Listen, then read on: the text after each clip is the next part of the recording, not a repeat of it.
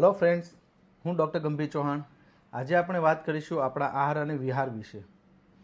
આજના સમયમાં રેગ્યુલર આપણો આહાર નથી, ન્યુટ્રિશનવાળો આહાર નથી, અનિયમિત ભોજન છે। આગળનું જમેલું પચ્યું ના હોય છતાં પણ આપણે જમીએ છીએ। વચ્ચે વચ્ચે કંઈક ને કંઈક નાસ્તો કરીએ છીએ, રાત્રે મોડેથી જમીએ છીએ, મોડેથી ઊંઘીએ છીએ।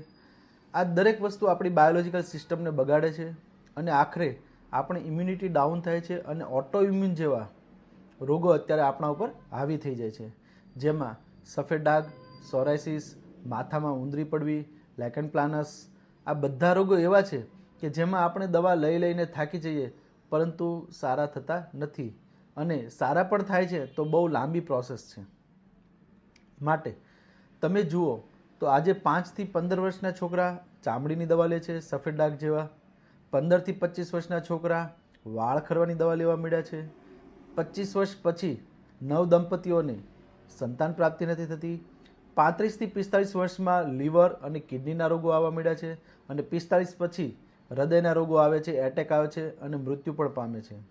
આ દરેક વસ્તુ પાછળ ક્યાંક ને ક્યાંક આપણી લાઇફસ્ટાઇલ જવાબદાર છે। ક્યાંય શાસ્ત્રમાં પહેલાં કોઈ રોગ અને એની દવા નથી આપી, પહેલાં તેના માટે દિનચર્યા અને ઋતુચર્યા કીધી છે। જો તમે એને ફોલો નહીં કરો તો આટલા રોગો થઈ શકે છે અને તેના આ લક્ષણો છે અને આ તેની દવા છે, પરંતુ પહેલાં તો દિનચર્યા અને ઋતુચર્યા જ કીધી છે। માટે વહેલા સૂવાનું, વહેલા જાગીએ, થોડું ધ્યાન, યોગ, આસન, પ્રાણાયામ આના પર ફોકસ કરીએ, અનુલોમ વિલોમ પ્રાણાયામ કરીએ, જેથી મેક્સિમમ આપણા બોડીને ઓક્સિજન મળે, સ્ફૂર્તિ રહે અને નિરોગી રહીએ। જય આયુર્વેદ, જય ધન્વંતરી ભગવાન, જય